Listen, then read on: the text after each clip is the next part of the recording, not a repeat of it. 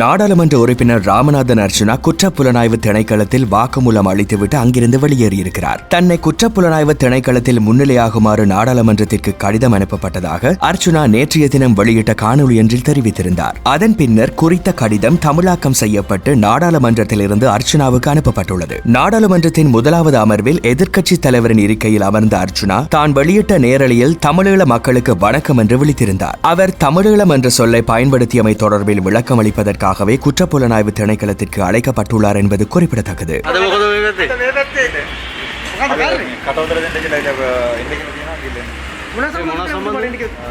මම දන්නේ මොකද Facebook post එකක් දෙන්නද?